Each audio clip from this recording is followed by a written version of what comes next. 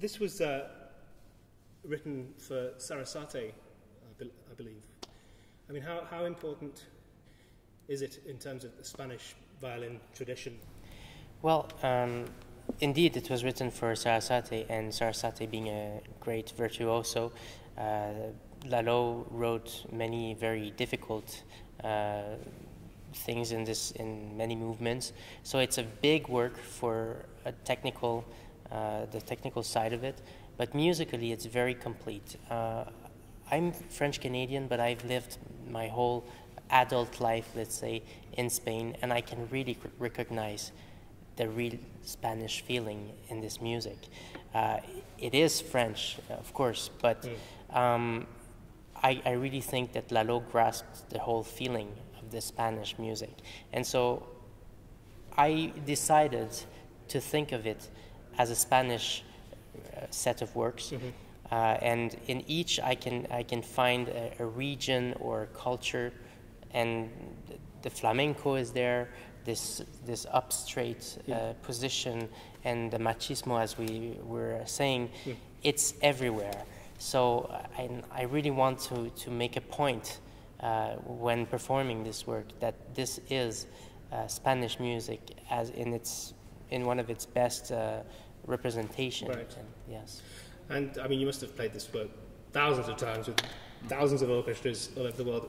What makes this recording special with this Spanish orchestra? Well, I've played this work quite a few times, yes, and in many different places.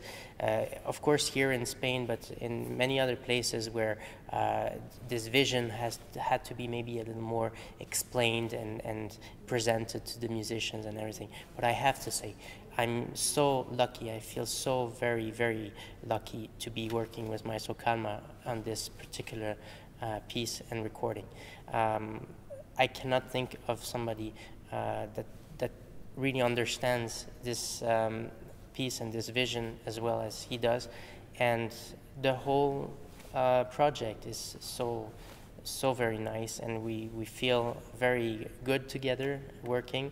There's no pressure whatsoever. Everything has been done in a way that I couldn't think of a better recording week or few sessions. So I'm very glad. And you've been with this orchestra for a year. There seems to be a real affinity with the players, and Alexandre saying that you had a real touch for this music in terms of it being truly Spanish. Symphonie Espagnole, but there's so many in the repertoire. I must. There are very few actually with Spanish orchestras. It's funny because I, as a human being and as a musician, I don't really even think that way. Right. I, of course, think that any musician has to bring to the table, be that in a concert or be that in a CD, the best that he can make out with the music that comes, that is in front of him or her, for that matter. Right. Now, in my particular case, it's funny because my background, culturally speaking, is actually from the Germanic side. So I grew up with Mozart, Haydn, Schubert, all this. However, the kicker is I was born in South America. I'm a native Spanish speaker. Right. So for me to just do this and with Alexandre, where we can speak several languages to each other, and to have this element of linguistic music that we actually both understand so well, it just makes it so much fun. Yeah. And I personally think that there is, if I can, with the orchestra, if I can help my soloist to shine, and if I always say an orchestra and a conductor need to put the carpet there on which the soloist walks. And if the carpet is not well put, he will not have some fun, and it doesn't make any sense to me to put pressure. Because I know Alexandre, and I know he puts pressure enough on himself. Don't worry. Quite capable on his own. No, but it does ring true. I mean, I notice a real connection in terms of what you're trying to achieve. From my point of view, sitting in the box, not very much has to be said. Occasional moments where you have to agree on tempos and things like that, but there seems to be an automatic understanding about where you're heading with. I think, speak for both of us that if one of us during this session had something to say, it was always like, can we do this? And the other would say, okay. It was never a moment where one of us said, can we please, and the other said, no way, it's my way, or no. It's appreciation and a great deal of respect. And then I tell you to do it again anyways. I believe this work was often performed just 4 movements, is that right? Yes, it's a work that is pretty long. It's not per se a concerto. I was going to ask about that. Yes, it's. I really feel it's more like a tone poem, right, with a prominent soloist. And one of the examples, for example, there is no cadenza. There's a few moments where the violin is alone, but it's very embedded into the orchestra and the symphonic way of writing. So it's really an extreme teamwork for making this work well. But the thing is also, since it's 5 movements and the 5th movement is very demanding technically, many violinists from the older generation decided to just leave one of the movements out and do 4 movements, right? And do a few cuts here and there just to make the work a little shorter or make it more into the timings of other concerti. However, to do this, the whole thing, it makes sense. Yeah. In my opinion, it's the only way it could be done, because the first movement presents Spain and presents one of the let's say the ways of the Spanish culture. Second movement, another one. Third movement, super important. You know, it really we can show the drama that is in Spanish people and in Spanish culture and everything. Then the 4th movement is the moment where we just sit and think of all of this this culture. And then the 5th movement is about having great technique and being well prepared as a violinist and so on. So each movement is so important. I couldn't think of choosing which one to leave out. So in a concert, I think this should be like this, and definitely in a recording, to do the whole thing as this big tone poem. And this is why also the team is so important, and the colors, all the colors in the orchestra. Exactly. It's one big tapestry. I want to second that, because I just want to make the point clear that we did decide together that we would record the entire piece. Right. It was never a question between us that we want to do 5 movements, but we actually interchanged one single email talking about one cut that might or might not exist. And I just want to make clear that we did decide to play it uncut, not because it's a recording. Right. You know this tradition, on a recording has to be every single repeat that you can't even imagine. It's every thought that the composer had. Yeah. No, we are doing this because this is the way it should be done. Nothing should be missed out. The concerto per se, especially for the soloist, is incredibly demanding and can be, of course, be tiring. Just physically tiring. You have to be very well rested and in great shape.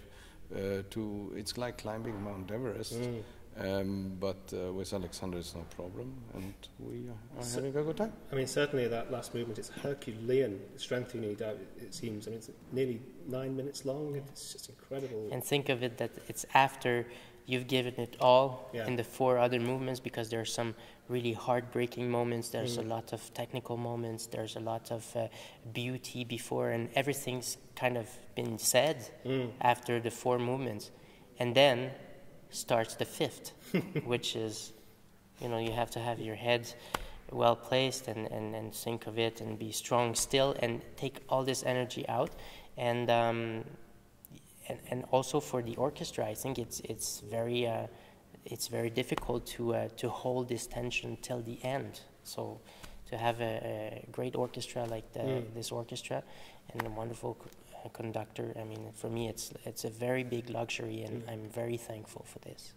I mean, it's a pleasure working with an orchestra that's so doesn't mind doing things again and can focus quickly and you know, so that it makes your life easier, you know, to correct things as we go along. It's been a well, I think that has to be always the strength of an orchestra, the ability to concentrate when needed, and to kind of if there is one thing that I would like to achieve, I never know whether I can, as music director, is this combination of being very intense and very relaxed at the same time, because that is how it should work.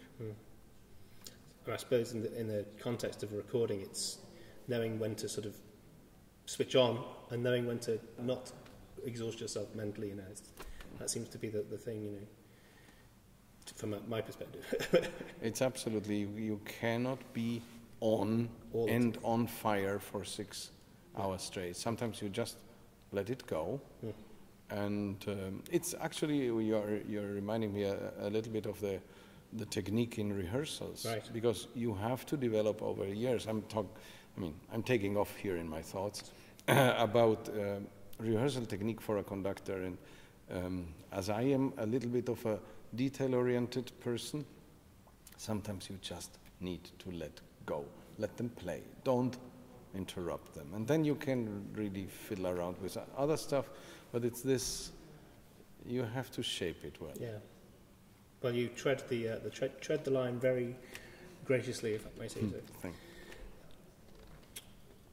you. Of course, the other works on the disc are also very rarely played, aren't they? I mean, especially the two Namouna suites. Well, the fascination about Namouna is actually, this is a piece that is brand new to me, and I admit I've never heard of this music, because what did I hear about Lalo? Yeah, Symphonie Espagnole, which I have done, and yes, he wrote the cello concerto, and then there is an overture, Le Roi d'Is, which I also know, and that's pretty much it.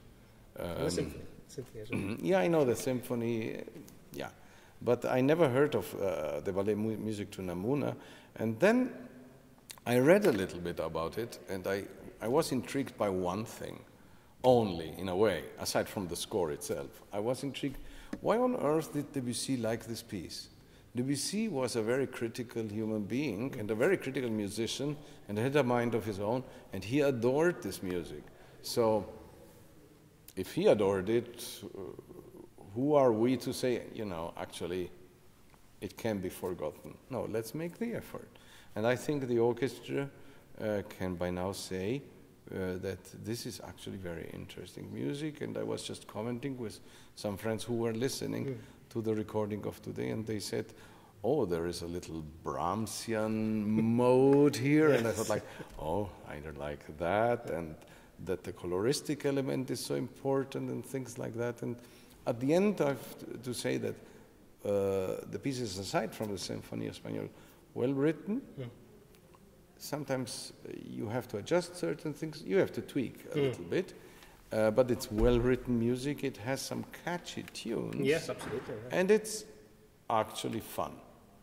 It's not meant to be like, it is not meant to be insanely intellectual music. That's not what he wanted to write. No. But it has really validity, and of course now, having done this recording, or having nearly finished it, I must say, that I'm very tempted to put it at some point in our subscription series. Why not? Yeah. Well, the complete ballet. I mean, it's interesting. I read that he was a bit frustrated, and he didn't really want to do a ballet. He really wanted to do an opera. An opera, yes. Maybe being forced to do a ballet, commissioned to do a ballet rather than an opera, drew Debussy to it more, because it's forced to make it more like a tone painting, you know. Each movement has its own particular character in it. I don't really know that, but I only know that Debussy was fascinated by the music itself. And of course, probably Lalo was, as many other composers might be, with some exception like Stravinsky, more fascinated by the idea of an opera than rather to write for ballet. But very danceable music, and very fun to actually play in just a concert setting.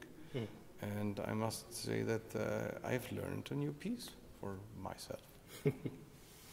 And it sits very nicely, completes the disc nicely, I think, with the Symphonie Espagnole. It's a really nice program of all Lalo, which is quite unusual, given the rarity of the Namouna. Yeah, it will. I think it is exactly what a good CD has to be, meaning well played, great soloist, one work that is very well known, and the rest is like, never heard that, check it out. Yeah. And then you realize, wow, this is actually a lot of fun. Well, it's been a pleasure from my point of view working with you both, and I hope we get to do it again sometime with another. Well, I must say that the pleasure and the help that I've gotten from you, as you know, is incredible, and the trust.